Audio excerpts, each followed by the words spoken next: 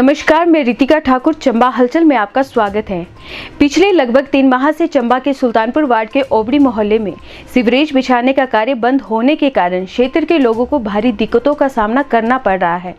ओबड़ी मोहल्ले की महिलाओं का कहना है कि काफी कोशिशों के बाद सुल्तानपुर में सीवरेज की पाइपलाइन बिछने का कार्य शुरू होने से उन्हें एक आस जगी थी, लेकिन पिछले 3 माह से यह कार्य बंद पड़ा है। सड़क को सीवरेज लाइन डालने के लिए खोदा गया था, जिस कारण सड़क पर चलने वाले लोगों और वाहन चालकों को दिक्कतों का सामना करना पड़ता है। महिलाओं का कहना है कि क्षेत्र में सीवरेज की काफी दिक्कत है और ऐसे में सीवरेज का कार्य रोकना काफी गलत है।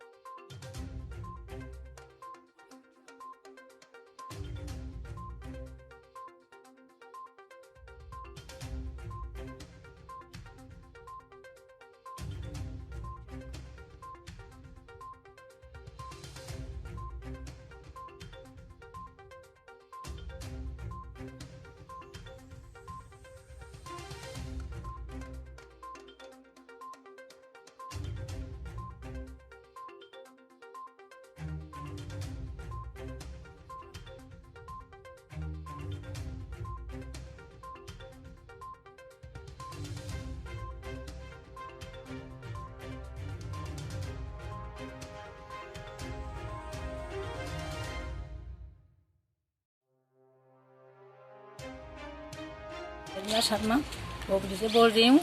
हमारे को सीवरेज की बहुत समस्या है। बहुत टाइम हो गया, हमारे को बेवकूफ़ बना के चल जाते हैं तो इधर भी वापस नहीं आते दोबारा। तो हमारे को इतनी समस्या है कि चलना मुश्किल हो गया है। अच्छा, गिर गिर के हमारा बुरा हाल है। कोई किस टांगों की दर्द है, कुछ की है कुछ की है, पता नहीं आज पड़ेगी कल पड़ेगी परसों पड़ेगी, बस इनका परसों नहीं होता है। आज बस परसों करते करते कितना टाइम निकल गया, इनका परसों नहीं हुआ है। बच्चे का हमारे दिक्कत, हमारे को दिक्कत, बूढ़े को दिक्कत, सारे को दिक्कत, सारे खुदाई करके चल गए। बाकी देखता कोई है नहीं हमारे पल्ले, हमारे महल्ले में कुछ नहीं देखता। हमारे महल्ले में सुविधा ही नहीं है। एक सीवरेज बन रही है, वो भी ढंग की नहीं बन रही है।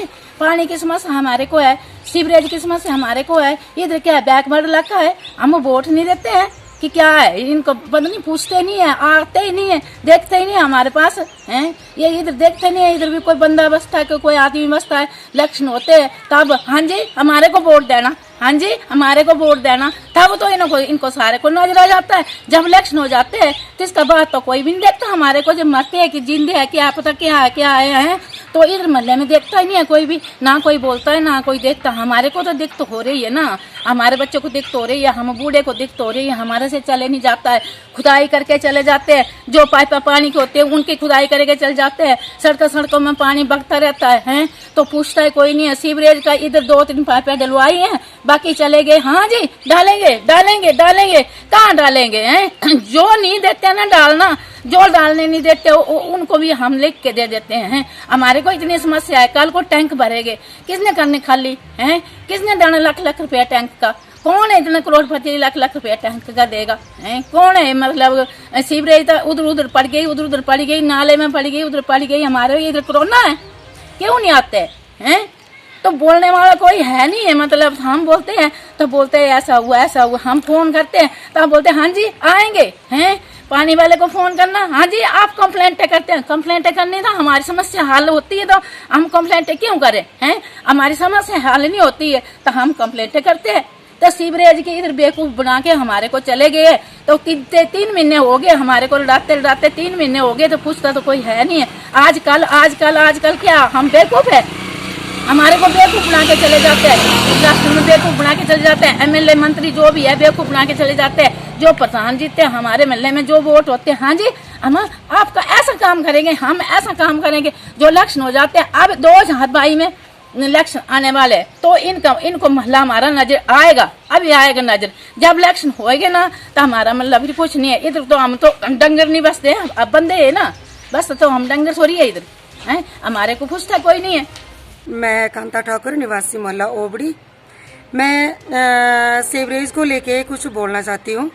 क्योंकि ये इतने टाइम से इतना यहाँ पे खलारा पड़ा हुआ है। आप सड़क का हाल देखो, बुरा हाल है। और आप मेरे घर की तरफ भी कैमरा मार के देखो, हमें तो अंदर जाने के लिए रास्ता भी नहीं बचा हुआ है। अब देखो, मैं डेली देखती हूँ यहाँ पे पता नहीं कितनी बाइकें बज रही हैं आपस में, बच्चों का चलना मुश्किल है क्योंकि पत्थर जो कंक्रीट वो पूरी ऊपर निकली हुई है। तो मैं ये नहीं कहती प्रशासन को या डिपार्टमेंट को कि ये सीवरेज नहीं डलेगी, पर कब डलेगी? या तो आप ऐसा करो, पहले प्लानिंग करो कि हमने यहाँ से स्टार्ट करा है तो हमने इसको कंप्लीट करना है, उसके बाद हमने दूसरी साइड जाना है। 3-4 महीने हो गए यहाँ पे रास्ता खराब हुए। मैं फोन करती हूँ तो जय सर बोलते हैं कि पड़ जाएगी आपकी सीवरेज, कब पड़ेगी हमें पता नहीं है। तो मैं सोचती हूँ कि जैसे हम महिलाएं इस रोड को लेके काफी परेशान होते हैं क्योंकि हमारे बच्चे चलते हैं, गिरने का खतरा, बाइक गिर जाती है, स्कूटी गिर जाती है। तो मैं ये बोलना चाहती हूँ जय सर को और एसडीओ सर को कि आप पहले प्लानिंग करो कि आपने काम कहाँ से शुरू करना है और कहाँ पे खत्म करना है। ऐसा मत करो कि आप इधर उधर का रोड का बेड़ा गर्क करो और दूसरी साइड आप काम शुरू कर देते हो। तो मेरे हिसाब से एक प्लानिंग करो कि हमने कहाँ से काम शुरू करना है। आप पूरा कैमरा मेरे घर की तरफ भी कैमरा लगाओ, रास्ता देखो, यहाँ से नीचे तक आप रास्ते का हाल देखो, बुरा हाल है, लोगों का चलना मुश्किल हो गया है। कितना टाइम हो गया मैडम इस तरह? 3-4 महीने तो शायद हो ही गए हैं ये खलारा पड़े हुए। तो मैं ये बोलना चाहती हूँ कि प्लानिंग करो ना पहले कि आपने कहाँ से काम शुरू किया और आपने पहले कहाँ खत्म करना है। अगर दूसरी साइड पहले पाइप पे डलनी थी तो यहाँ पे खुदाई क्यों करी? ये ऑफिसरों का काम है, ये ठेके जिनके पास इंचार्ज है ये उनका काम है। पहले आप ये करो कि हमने कहाँ से काम शुरू करा है, पहले उस चीज को प्लानिंग के साथ काम करें, नहीं तो ये हम लोगों को ये परेशानी ना दे। ऐसा नहीं है कि हम पहले 30 साल से मैं देख रही हूँ बड़ी मुश्किल से ये स्कीम हमें मिल रही है, तो ये मुझे नहीं लगता कि इसका भी कोई अब जल्दी हल निकलेगा। मैं सुना है कि जो हमारे घर से जो नीचे मोहल्ला है ना, वहाँ पे कुछ लोग बोल रहे हैं कि हमने यहाँ पे खुदाई नहीं करने देनी है क्योंकि और मैं ठीक है वो खुदाई करने ना दे, पर पहले उनकी जगह चेक की जाए, उनकी मलकीती है या सरकारी जगह है। और ये बहुत गलत बात है, अगर कोई ऐसी बात कर रहा है उन पे कानूनी कार्रवाई करो क्योंकि हमारे घर तो 20 साल के बाद टोटली डैमेज हो जाएंगे। और मैंने काफी जगह पता किया, हर किसी ने 3-4 लोगों ने बोला कि नीचे वाले बोल रहे हैं कि हमने नीचे ये रोड की खुदाई पाइपें हमने डलने नहीं देनी है। जो नहीं डलने दे रहा है उन पे भी कार्रवाई होनी चाहिए। और आप देखो कि सबसे बड़ा बाढ़ है हमारा सुल्तानपुर बाढ़, ठीक है। और यहाँ पे हमें तो लगता है कि हम पता नहीं किस गांव के वासी हैं, यहाँ पे हमें कोई सुविधा नहीं मिलती। हम हाउस टैक्स देते हैं, मतलब जो भी है जैसे कमेटी का ऑर्डर होता है हम वो चीज़ फॉलो करते हैं उनके ऑर्डर को, फिर हमें कौन सी सुविधा दी जाती है यहाँ पे? हमें हमने बार एक ही न्यूज़ कितनी बार बोलनी होती है कि जहाँ पानी नहीं है, जहाँ सीवरेज नहीं है, और सख्त कार्रवाई करें, और उनसे कार्रवाई नहीं होती। ऑफिसर को लगता है कि कोई यहाँ पे मना कर रहा है तो वो हमारे पास आए, हम उनके साथ खड़े होके खुदाई करवाएंगे और ये पाइपें डलवाएंगे, पर इस खलारे को कम से कम खत्म करें।